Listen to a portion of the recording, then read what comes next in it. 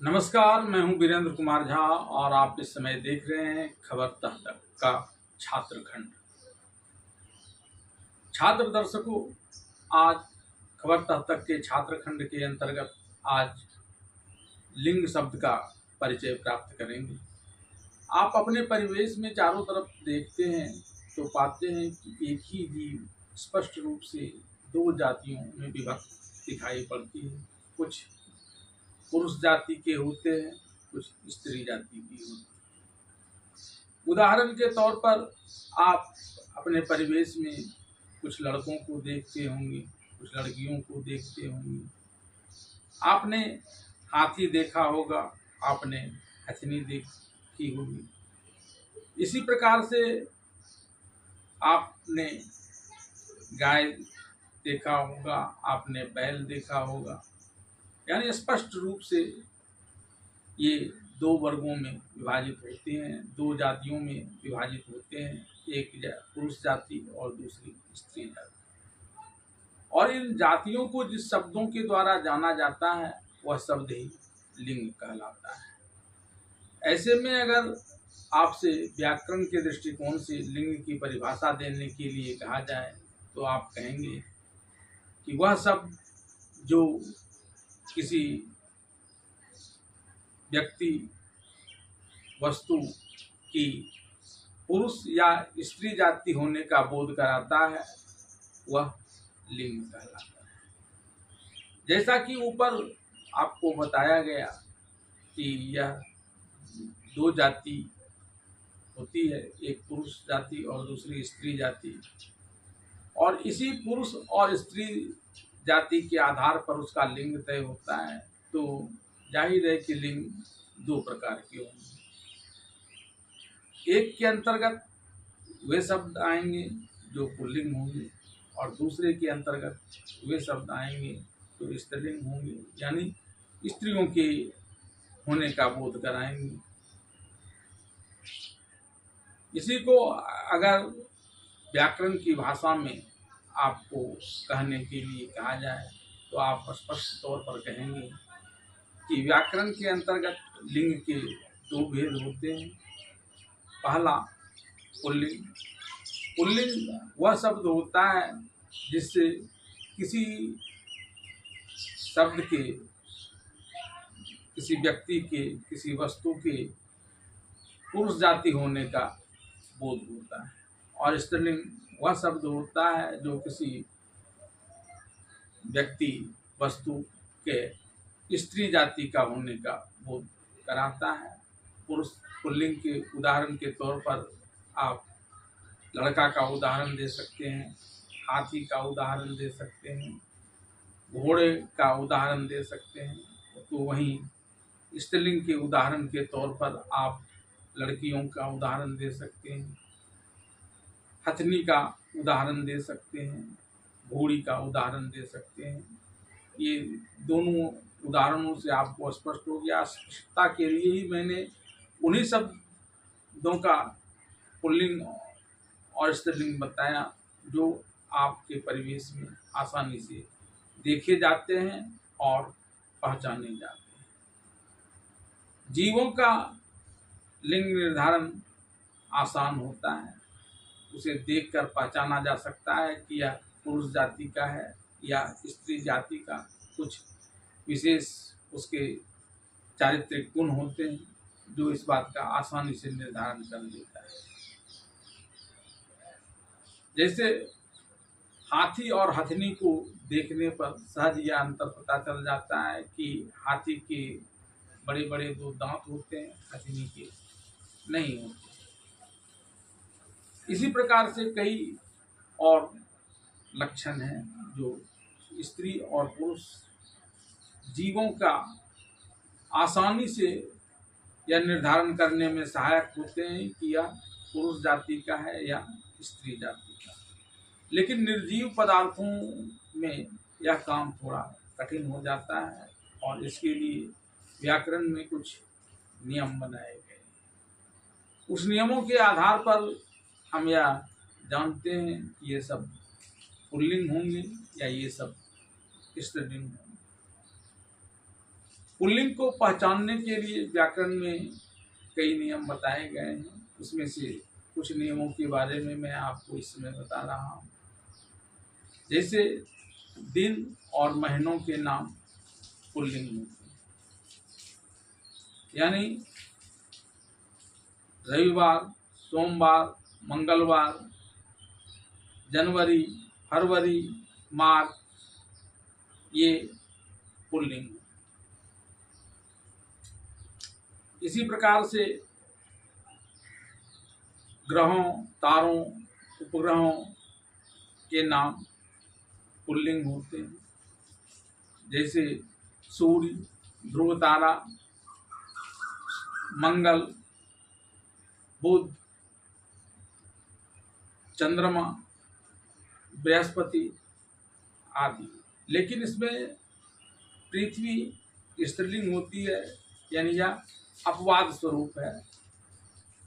इसी प्रकार से महादेश और महाद्वीपों के नाम भी पुल्लिंग होते हैं। एशिया, अफ्रीका, यूरोप, हिंद महासागर, प्रशांत महासागर, अटलांटिक महासागर आदि। देश के नाम भी पुल्लिंग होते हैं। उदाहरण के तौर पर भारत, अमेरिका, इंग्लैंड आदि। इसी प्रकार से जो औकारांत शब्द होते हैं वे पुल्लिंग होते हैं। जैसे देव, बालक आदि। जिस प्रकार से आपको पुल्लिंग के कुछ पहचान बताए गए हैं, इसके अलावे और भी पुल्लिंग के पहचान है। जैसे अगर भाववाचक संज्ञा के पुल्लिंग का पहचान करने के लिए कहा जाए तो उसके अंत में जो प्रत्यय लगे होते हैं वह उसमें मदद करते हैं। जिन भाववाचक शब्द के अंत में आव, तो, पन, पा आदि लगे होते हैं वे सब पुल्लिंग होते हैं। जैसे दुराव, अपनत्व, अपनापन, बुढ़ापा आदि। जिस प्रकार से व्याकरण में पुल्लिंग के निर्धारण के लिए नियम बने हुए हैं, वैसे ही स्त्रीलिंग के लिए भी बने हुए हैं। उदाहरण के तौर पर नक्षत्रों के नाम स्त्रीलिंग हैं। जैसे अश्विनी, भरणी, कृतिका आदि। तिथियों के नाम स्त्रीलिंग होते हैं। जैसे प्रथमा, द्वितीया, अमावस्या, पूर्णिमा आदि। नदियों के नाम स्त्रीलिंग होते हैं। गंगा, यमुना, गोदावरी, कावेरी। लेकिन इसमें सोन नदी अपवाद है, वह पुल्लिंग माना जाता है। इसी प्रकार से भाषाओं के नाम स्त्रीलिंग होते हैं। जैसे हिंदी, अंग्रेजी आदि। जिन शब्दों में खासकर भाववाचक संज्ञा में आई, ता, वट, हट आदि लगे होते हैं वे स्त्रीलिंग होते हैं। जैसे चिकनाई, वनिता, बनावट, लिखावट आदि।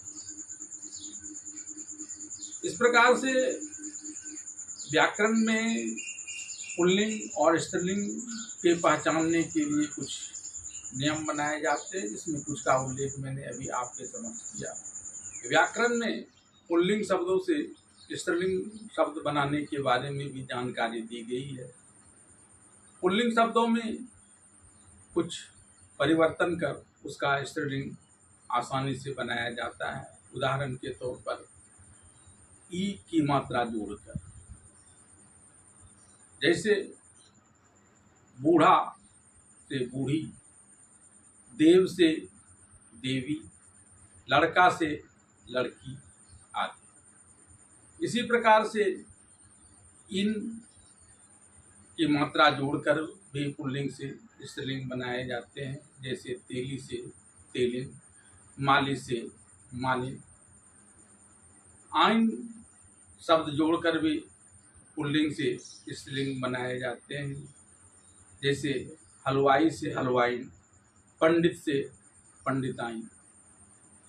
या शब्द जोड़कर भी पुल्लिंग से स्त्रीलिंग बनाए जाते हैं, जैसे चिड़ा से चिड़िया, खाट से खटिया आदि। आ की मात्रा जोड़कर भी पुल्लिंग से स्त्रीलिंग बनाए जाते हैं, जैसे छात्र से छात्रा, शिष्य से शिष्या आदि। इसी प्रकार से पुल्लिंग से स्त्रीलिंग बनाने के लिए नी भी जोड़ा जाता है, जैसे शेर से शेरनी, मोर से मोरनी।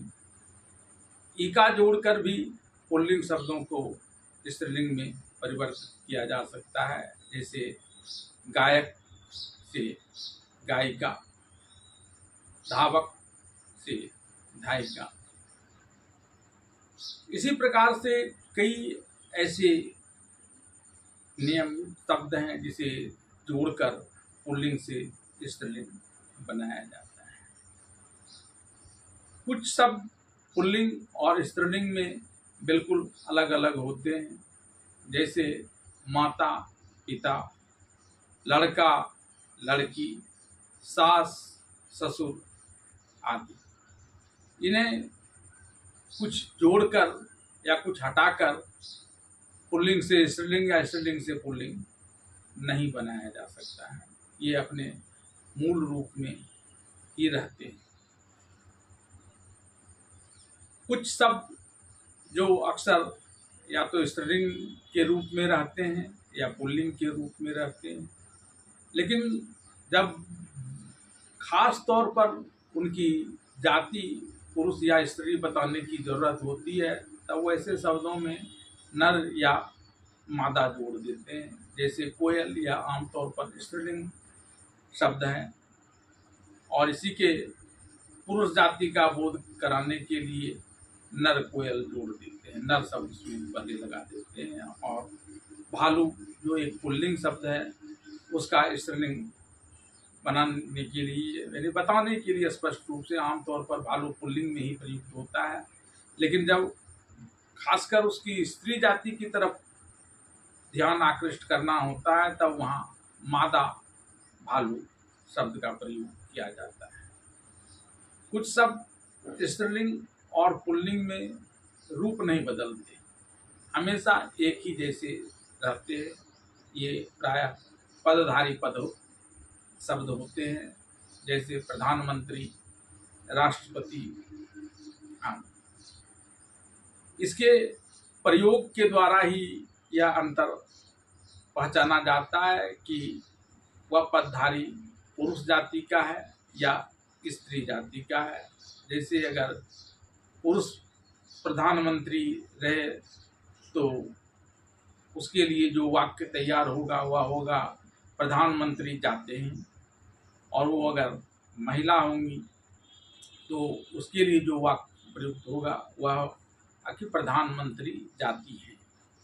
इसी प्रकार से राष्ट्रपति और दूसरे पदधारियों के लिए, हालांकि एक बार संसद में एक सांसद ने, मैं अभी नाम नहीं लेना चाहता हूं, उन्होंने वर्तमान राष्ट्रपति द्रौपदी मुर्मू के लिए राष्ट्रपत्नी शब्द का प्रयोग कर दिया था, लेकिन व्याकरण के दृष्टिकोण से वह अनुचित है, वैसा नहीं होता है। वह हमेशा उसी रूप में लिखा जाता है, सिर्फ उसके क्रियाओं के रूप बदलने से यह पता चल जाता है कि वह पदधारी पुरुष है या स्त्री।